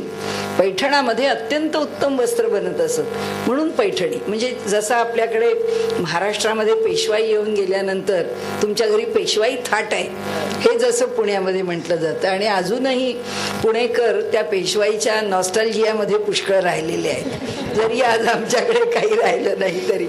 तर तसा या ठिकाणी हा जो पैठणी आहे ना, हा पैठणी परिधान केली, म्हणजे अत्यंत उंची वस्त्र तिने परिधान केलं आणि अगदी अशी लाजून, फार निष्पाप आहे, फार निरागस आहे, फार मोहक आहे, सगळ्यांनी तिला थोडी थोडी मदत करावी अशी अगदी मोठी सगळ्यांची अपेक्षा करणारी अशा उत्तम पदन्यासानी ती त्या सगळ्यांच्या मध्ये येऊन उभी राहिलेली आहे. आल्यानंतर म्हणाले, हे असुर सगळे एकमेकांची निंदा करतायत, भांडणं करतायत आणि एकदम ते अमृताचे कलश इकडे इकडे इकडे नेणं आणणं चाललं आहे. तेवढ्यात त्यांना एक स्त्री येताना दिसली. अरे म्हणाले, ही काय स्त्री, आम्ही कधी असं सौंदर्यच पाहिलं नाही. काय तेज आहे, काय तारुण्य आहे, काय रूप आहे, काय चालणं आहे, काय बोलणं आहे, सगळं त्यांना त्या सुंदरीचं मोठं कौतुक वाटायला लागलं. म्हणाले, हे सुंदरी, तू कशा करता इथे आली आहेस, तुझं नाव काय आहे, तुला काय मिळवायचं आहे इथे. आम्ही असं समजतो की आतापर्यंत देव आणि दैत्य, सिद्ध, गंधर्व, लोकपाल हे सगळे यांनी तुला कुणीच पाहिलं नाहीये. अशी स्त्रीच आम्ही कुणी पाहिली नाही. फक्त आता पहिल्यांदा आम्ही दैत्यच तुला पाहतो आहोत. म्हणाले, आम्ही सगळे भाऊबंध आहोत वास्तविक पाहता, पण आम्हाला सगळ्यांना एकच गोष्ट पाहिजे, ते म्हणजे अमृत. त्यामुळे म्हणाले, आमच्या सगळ्यांमध्ये वैर निर्माण झालंय, आम्ही भांडणं करतोय, तर आमचं भांडण तू मिटव. तर आम्ही सगळेजण कश्यपाचेच पुत्र आहोत, त्यामुळेच खरे तसे आम्ही सख्खे भाऊ आहोत. त्यामुळे अमृतासाठी आमचा जो प्रयत्न आहे त्यामध्ये तू आम्हाला काय मदत करशील. असुरांनी अशी प्रार्थना केली. त्यावेळी तो स्त्रीवेश धारण केलेली भगवान हसले आणि त्यांना म्हटलं की अहो, आपण महर्षी कश्यपांचे पुत्र आहात आणि माझ्यासारख्या स्वैरिणी स्त्रीच्या काय मागे लागलात. मी अशी इथे नाचत उडत इथे आलेली. म्हणाले, तुम्ही विवेकी आहात आणि शहाणा मनुष्य ह्या अशा आलेल्या स्त्रीवरती कधी विश्वास ठेवत नाही. अहो म्हणाले, दैत्यानं तुम्हाला माहिती नाही का, लांडगे आणि व्यभिचारिणी स्त्रिया यांच्याशी केलेली कधीच मैत्री टिकत नाही. त्या नेहमीच दुसऱ्या सावजाच्या शोधात असतात. त्यामुळे म्हणाले, तुम्ही माझ्यावर विश्वास ठेवता. शुकमुनी म्हणतात की हे सगळे त्या मोहिनीच्या पाशामध्ये अडकून गेलेले आहेत. त्या दैत्यांच्या मनामध्ये असा विश्वास उत्पन्न झाला की काय बॉस स्त्री आहे, ती स्वतःच सांगतेय तुम्ही माझ्यावर कसा विश्वास ठेवता. म्हणजे आश्चर्यच आहे. म्हणाले, म्हणजे किती चांगली असली पाहिजे. आणि मनापासून मोठ्याने हसून त्यांनी आपल्या हातातला अमृताचा कलश जो आहे तो मोहिनीच्या हातामध्ये दिला. अमृताचा कलश घेऊन ती हसू लागली. तिने मोठं स्मितहास्य केलं. ती म्हणाली, हे बघा, लक्षात ठेवा, आपण उचित असो की अनुचित असो, मी जे करीन ते तुम्हाला मान्य असलं तरच मी हे अमृत वाटीन, नाही तर मी काय वाटणार नाही. असं म्हणून सरांनी ठीक आहे ठीक आहे, तू जे करशील ते आम्हाला मान्य आहे असं सांगितलं. आता सगळ्यांनी उपवास केला, सर्वांनी स्नानं केली, हविर्द्रव्य अग्नीमध्ये दिली, गायी ब्राह्मण सगळ्या प्राण्यांना यथायोग्य दान दिलं, ब्राह्मणांच्याकडून स्वस्ती वाचन करून घेतलं, सगळ्यांनी उत्तमोत्तम अलंकार धारण केले. त्यानंतर पूर्वेकडे तोंड करून कुशासनावरती बसले आणि म्हणाले, सगळे देव आणि दैत्य आता त्यावेळेच्या म्हणजे धूपानी सुगंधित झाले. आज आपण म्हणू पुष्कळ चांगले डिओड्रंट आणि चांगले सेंट मारून तिथे आले, अत्तर लावून आले आणि सगळे आपापल्या परीने मोठे उत्तम नटून थटून त्या ठिकाणी त्या पंक्तीमध्ये बसायला आले. ते काही त्यांच्याकडे बुफेची पद्धत नव्हती, त्यामुळे सगळ्यांनी त्या पंक्तीमध्ये बसायला सुरुवात केली आणि तिने ती सुंदर पैठणी अंगावर परिधान केली आहे. ती तिथे आली आहे, तिच्या नुपुरांचा झंकार होतो आहे. म्हणाले, जवळ आली. भगवान पाहतायत की देवांच्या आणि असुरांच्या पंक्ती बसलेल्या आहेत. त्यानंतर अमृत कलश घेऊन ती दैत्यांच्या जवळ गेली आणि आपले उत्तम असे हावभाव करू लागली. त्याबरोबर तिच्या हावभावावरतीच ते मोहित झाले. ती त्यांच्यापासून लांब कधी गेली, तिने देवतांना अमृताचं वाटप कधी गेलं हे त्यांना कळलं नाही. आणि जेव्हा त्यांना ती वाटप करते आहे त्यावेळी त्यांच्या ज्या क्षणी लक्षात आलं की पहिल्यांदा आपल्याला वाढायला हवं होतं ते तिने पहिल्यांदा आपल्याला वाढलं नाहीये. पण आता असं आहे, या मोहिनीशी भांडलो तर ही निघून गेली तर काय करा बरं. त्यातनं ही पुन्हा स्त्री आहे, स्त्रीशी कसं भांडण करायचं. आता आपला सन्मान ज्याच्यामध्ये बिघडतो त्यामुळे आपण काही बोलायचं नाही, गप्प बसले बिचारे, थोडे संबंध तुटू नये म्हणून घाबरून होते. त्याच वेळी जो राहू आहे तो राहू तिथून निघाला आणि तो दैत्य आहे त्यांनी ओळखलं लबाडी आहे काहीतरी आणि तो ह्या देवांच्या पंक्तीमध्ये गुपचूप येऊन बसला, देवांची वस्त्र घालून. कारण प्रत्येकांच्या वस्त्राचे रंग वेगळे, पेराव वेगळे, म्हणजे शिवलेले त्यांचे वस्त्राची वैशिष्ट्य आहेत. त्याच्यामध्ये ह्यांनी बदललं आणि देवात आले. पण सूर्य आणि चंद्रांनी ओळखलं की अरे हा राहू इथं येऊन बसलाय. त्याला अमृत वाढलेलं होतं, तो आता अमृत प्यायला पण अजून त्याच्या शरीरामध्ये ते गेलं नव्हतं, त्याला स्पर्श झाला होता. ताबडतोब भगवंतानी आपल्या चक्राने त्याचं धड म्हणजे मस्तक उडवलं. मस्तक खाली पडलं आणि धडही जमिनीवर पडलं, पण मस्तक राहिलं ना. मुखामध्ये अमृत असल्यामुळे आणि त्यामुळे मस्तक त्याचं अमर झालं. त्याला राग आला. देवतांच्या विषयी त्याच्या अंतःकरणामध्ये सूड उत्पन्न झाला. ब्रह्मदेवानी त्याला ग्रह केला आणि त्याला ते कार्य दिलं आणि तो आता ह्यांचा सूड उगवायला तो दर सूर्य आणि चंद्राचा दर पौर्णिमेला चंद्राला आणि दर अमावस्येला सूर्याला तो त्रास देतो. वर्षातल्या सगळ्या अमावस्या आणि सगळ्या पौर्णिमांना ग्रहण असतं. ते कुठे ना कुठेतरी असतं, ते आपल्याला दिसत नसतं म्हणून कळत नाही. नाहीतर ही ग्रहणं सतत लागतात की राहू त्यांना ते ग्रहण लावत असतो. बहुतेक देवाने अमृत प्यायलंय हे पाहिलं आणि हे पाहिल्यानंतर भगवंतानी आपलं रूप प्रकट केलं. हे मोहिनी रूप टाकून दिलं आणि त्यांनी आपलं रूप प्रकट केल्यानंतर सगळे आश्चर्यचकित झाले. हे राजा म्हणाले, शुकदेव म्हणतात, समुद्राचं मंथन करून अमृत काढलं आणि आपले भक्त असलेल्या देवांना पाजवलं. नंतर सर्वांच्या देखत गरुडावरती स्वार होऊन ते निघून गेले.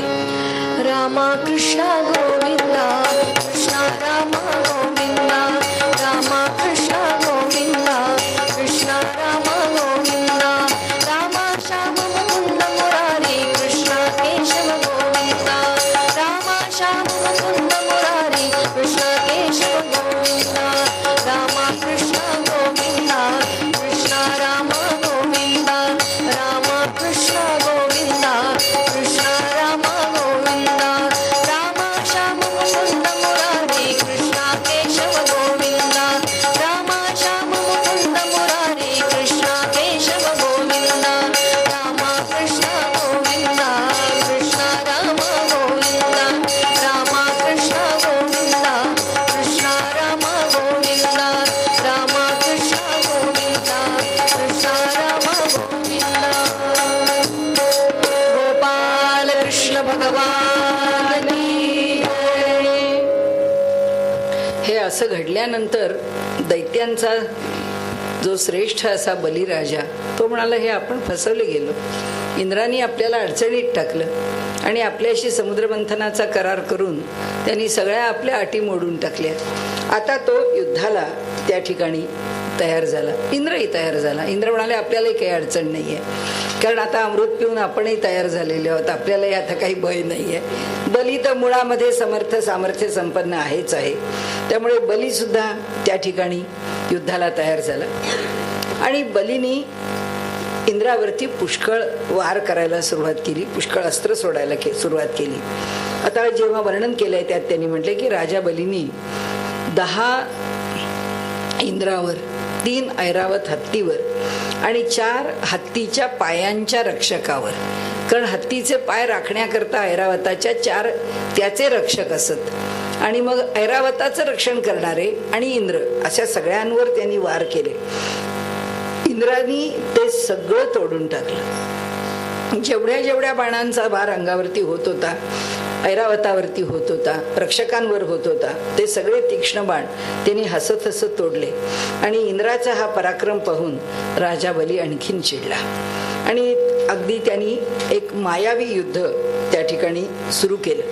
त्या मायावी युद्धामध्ये त्यांनी असं योजलं की तो गुप्त होतो आहे, आकाशातून काही पडतं आहे, त्याच्यातनं दगड पडतं आहे, त्याच्यातनं शस्त्रास्त्र पडतं आहे, त्याच्यातनं धूर येतो आहे, आग ओकली जाते आहे, अशा प्रकारे साप विंचू हे असं भयानक असं आणि हातामध्ये शूळ घेऊन मारा ठोका संपवा अशा जोरामध्ये गर्जना करत राक्षसी स्त्रिया आणि काही लोक त्यांच्या दैत्यांच्या बाजूचे असे त्या ठिकाणी येत आहेत. हे सगळं इंद्रानी पाहिलं. आता ही देवसेना यांच्या अशा प्रकारच्या मायावी युद्धांनी जळायला लागली. त्यांनी आता आणखीन निरनिराळ्या माया निर्माण करायला सुरुवात केली. आता म्हणाले, हा विश्वाच्या रक्षणकर्त्या भगवंताचं ध्यान केल्याशिवाय इंद्र म्हणाला तर आपल्याला काही पर्याय नाही. त्यांनी म्हटलं, आता काय करावं आपण, भगवंता हे सगळं कठीण दिसतंय, तू कसा आम्हाला सोडवशील. तेव्हा भगवंत त्या ठिकाणी स्वतः प्रत्यक्ष उपस्थित झाले आणि त्यांनी तिथे असलेला जो कालनेमी आहे त्याच्यावरती गरुडावरून वार केला आणि तोही काही कमी शूर नाहीये. त्यांनीही गरुडाला नष्ट करण्याचा प्रयत्न केला, परंतु तेवढ्यात भगवंतानी त्याला कालनेमीला मारलं. माली आणि सुमाली नावाचे दैत्यांचे फार मोठे सेनापती आहेत, त्या सेनापतींना मारलं, म्हणजे आपल्या चक्राने उडवलं. गदेनी भगवंतानी प्रहार करून त्या चक्राने अनेकांची मस्तकं तोडून टाकली. गदा आणि चक्र या साह्याने त्या दैत्यांच्या वरती त्यांनी फार मोठे प्रहार केले. युद्ध संपलं नाहीच आहे, ते इंद्र आणि बली यांच्यामध्ये अजून शिल्लक आहे. पण भगवंतानी बलीचं जे बल आहे ते बल थोडं कमी करण्याचा, त्याला दुर्बल करण्याचा प्रयत्न केला. आणि मग आता पुन्हा इंद्र आणि बली यांचं युद्ध आहे. आता आपण आधी मध्यंतर करू, त्यानंतर सुरुवात. गोपाल कृष्ण भगवान की